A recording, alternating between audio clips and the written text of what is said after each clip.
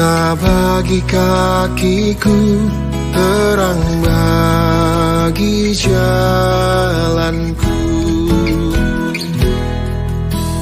Firman-Mu pelita bagi kakiku, terang bagi jalanku. Shalom, selamat pagi Bapak Ibu Saudara yang terkasih. Merdeka. Hari ini adalah perayaan ulang tahun ke-77 kemerdekaan bangsa Indonesia. Kita bersyukur boleh menikmati hidup tanpa penjajahan. Namun, apakah kita sudah sungguh-sungguh mengalami kemerdekaan yang sejati? Sebelum kita merenungkan firman Tuhan pagi ini, mari kita berdoa. Terima kasih Tuhan untuk kemerdekaan yang Tuhan berikan kepada kami. Terima kasih bangsa Indonesia sudah menjalani masa kemerdekaan selama 77 tahun. Semuanya dalam penyertaan Tuhan. Terima kasih buat para pahlawan yang sudah berjuang bahkan mengorbankan nyawa, sehingga hari ini kami boleh menikmati kebebasan. Tuhan, kami juga rindu pada pagi hari ini sungguh-sungguh memahami makna tentang kemerdekaan yang sejati di dalam kehidupan kami. Engkau yang mengurapi kami Bapa, Engkau yang berikan kami pemahaman tentang arti kemerdekaan itu. Terima kasih banyak Bapa. Kamu sambut firman Tuhan pada hari ini dengan ucapan syukur. Haleluya. Amin. Tema kita pagi ini adalah kemerdekaan yang sejati. Betapa kita bersyukur hidup di negara yang sudah merdeka. Namun hal ini bukanlah perkara yang mudah untuk kita bisa sampai di titik kemerdekaan, sehingga akhirnya proklamasi kemerdekaan dikumandangkan. Tentunya ada pengorbanan, ada air mata, ada jerih lelah, ada rasa sakit, ada rasa kehilangan, ada kepedihan, ada kerelaan dan keikhlasan untuk tetap berjuang sampai garis akhir kemenangan, yaitu terbebas dari belenggu penjajahan. Ini tak akan terjadi tanpa serangkaian peristiwa yang melatar belakanginya.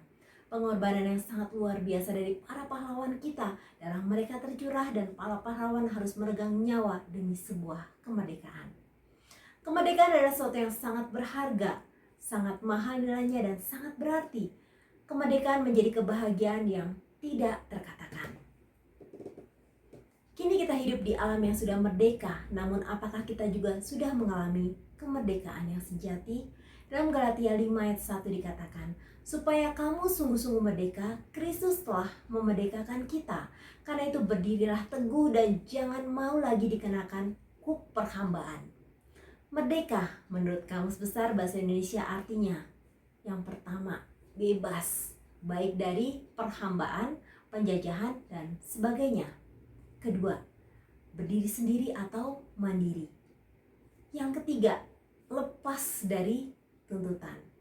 Keempat, tidak terikat atau tidak bergantung pada orang atau pihak tertentu. Apa kata Alkitab tentang kemerdekaan? Pertama, kita mengalami kemerdekaan karena roh Allah ada dalam kita. Dalam 2 Korintus 3 ayat 17 dikatakan, sebab Tuhan adalah roh, dan di mana ada roh Allah, di situ ada kemerdekaan. Supaya kita merdeka, kita harus mengalami perjumpaan pribadi dengan Kristus. Kita harus melangkah dengan iman, mengambil keputusan untuk menerima Yesus sebagai Tuhan dan Juru Selamat secara pribadi. Hal yang kedua, setelah kita menerima Kristus dalam hati, maka kita telah dimerdekakan. Dalam Roma 6 ayat 18 dikatakan, kamu telah dimerdekakan dari dosa dan menjadi hamba kebenaran. Bapak Ibu Saudara, pada kenyataannya, sekalipun kita sudah hidup di negara yang merdeka, namun masih banyak di antara kita yang sesungguhnya belum mengalami kemerdekaan yang sejati. Banyak orang yang masih tetap memilih menjadi hamba dosa. Banyak orang yang memilih memakai narkoba menjadi pelarian atas masalah hidupnya. Apa yang terjadi? Hidupnya semakin dibelenggu oleh dampak buruk dari narkoba. Hasil riset dampak kesehatan penyalahgunaan narkotik yang dikeluarkan oleh BNN RI tahun 2019 menyatakan bahwa hampir 60% penyalahguna pernah mengalami infeksi mulut. Hampir 75% penyalahguna pernah mengalami pusing dan sakit kepala hebat. Sekitar 64% mengalami gangguan gigi. 45% mengalami gangguan penglihatan. Sekitar 11% mengalami kejang akibat penyalahgunaan narkoba. Sebanyak 14,2% penyalahguna narkoba pernah mengalami overdosis. Selain dampak fisik, dampak mental atau kejiwaan yang serius. Sekitar 86% penyalahguna mengalami kecemasan, ketakutan, dan rasa panik yang cukup sering. Sekitar 80% merasakan dikucilkan dan menjadi paranoid. Sebanyak 77% penyalahguna mengalami gangguan daya ingat atau memori. 56% mengalami depresi, putus asa, dan halusinasi panca indera. Sekitar 56% membenci dirinya dan orang lain. Bahkan sebanyak 22% ingin bunuh diri. Dampak fisik dan mental akibat penyalahgunaan narkoba adalah masalah yang sangat serius. Dampak lain yang tidak kalah seriusnya dengan dampak kesehatan adalah dampak hukum bagi penyalahguna narkoba. Lebih dari 70% penyalahguna pernah berhadapan dengan masalah hukum, ditangkap, ditahan, dan diperkarakan di pengadilan. Hidup dalam dosa menyebabkan seseorang menjadi hamba dosa. Dosa adalah tuan baginya yang dengan leluasa dapat menguasai, mengintimidasi, membelenggu, bahkan menghancurkan kehidupannya. Ketika Kristus hadir dalam hidup kita, sungguhnya kita sudah dimerdekakan, namun pilihan itu ada pada kita. Apakah kita mau hidup dalam kebenaran yang memerdekakan, ataukah kita tetap menjadi hamba dosa dan hidup terus dalam belenggu? Yohanes 8 ayat 34 mengingatkan kita. Kata Yesus kepada mereka, "Aku berkata kepadamu, sungguhnya setiap orang yang berbuat dosa adalah hamba dosa." Ketiga, kebenaran memerdekakan kita. Yohanes 8 ayat 31-32 mengatakan, "Maka katanya kepada orang-orang Yahudi yang percaya kepadanya, jikalau kamu tetap dalam firman-Ku, kamu benar-benar adalah murid-Ku, dan kamu akan mengetahui kebenaran, dan kebenaran itu akan memerdekakan kamu." Ayat ini mengatakan tetap dalam firman, artinya kita senantiasa tetap hidup dalam kebenaran.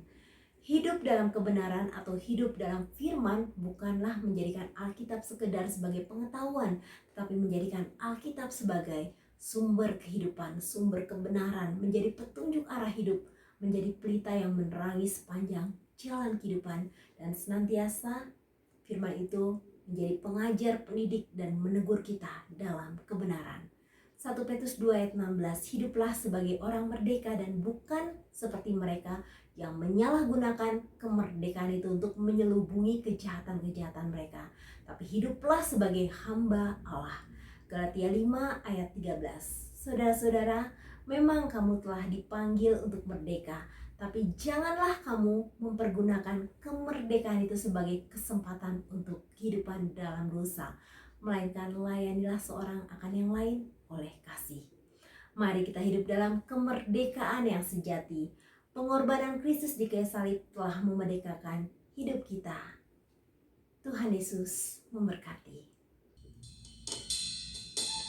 Terima kasih Tuhan untuk pengorbanan-Mu di kayu salib yang telah memerdekakan hidup kami, sehingga kami dibebaskan dari setiap belenggu dosa, intimidasi, dan belenggu apapun.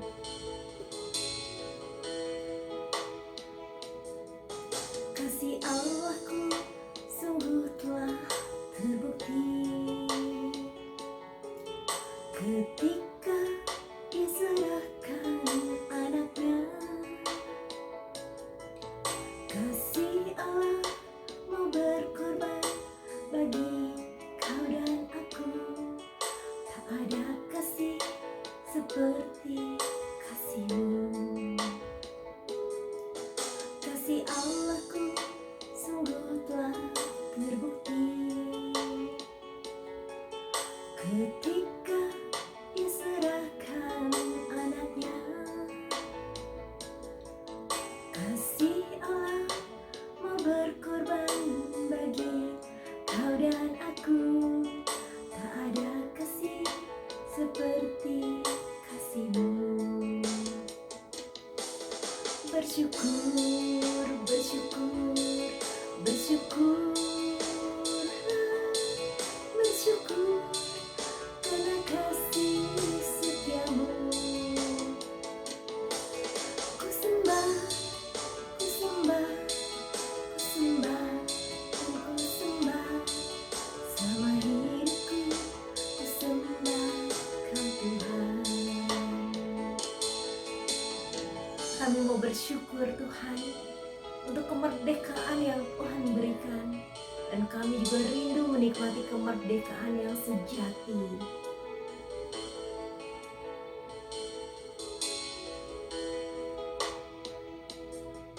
Kasih Allahku sungguh telah terbukti ketika Dia serahkan anaknya. Kasih Allah mau berkorban bagi kau dan aku. Tak ada kasih seperti kasih-Mu. Bersyukur, bersyukur, bersyukurlah, bersyukur karena kasih setia-Mu. Ku sembah, ku sembah, ku sembah, ku sembah. Selama hidupku, ku sembah Kau Tuhan. Bersyukur, bersyukur, bersyukurlah, bersyukur karena kasih setia-Mu. Ku sembah, ku sembah, ku sembah, dan ku sembah. Selama hidupku, ku sembah Kau Tuhan. Selama hidupku, ku sembah Kau Tuhan. Terima kasih banyak Bapa. Di pagi hari ini kami merenungkan firman Tuhan tentang kemerdekaan.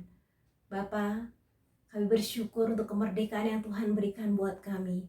Namun biarlah juga kami boleh menyadari tentang kemerdekaan sejati yang sudah Tuhan berikan kepada kami. Bapa, tolong kami untuk boleh sungguh-sungguh hidup sebagai orang yang merdeka. Sebagai orang yang sudah dibebaskan dari setiap belenggu dosa, belenggu masa lalu, belenggu intimidasi, belenggu apapun itu.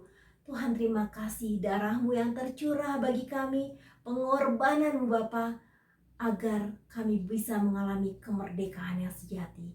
Terima kasih Tuhan. Hamba berdoa buat setiap kami yang masih belum mengalami kemerdekaan di dalam Kristus. Pada pagi hari ini Bapa, biarlah kami mau sungguh-sungguh datang kepada Tuhan. Kami mau buka hati kami mau mengundang Yesus untuk masuk ke dalam hati kami. Bagi Bapak Ibu Saudara yang terkasih, yang belum pernah mengundang Yesus masuk ke dalam hati, saat ini adalah saat yang tepat untuk berdoa menerima Tuhan Yesus secara pribadi. Tuhan Yesus, aku membuka pintu hatiku. Aku menerima Engkau sebagai Tuhan dan Juru Selamat. Masuklah ke dalam hatiku, kuasailah hatiku. Jadilah Tuhan dan Juru Selamat dalam kehidupanku.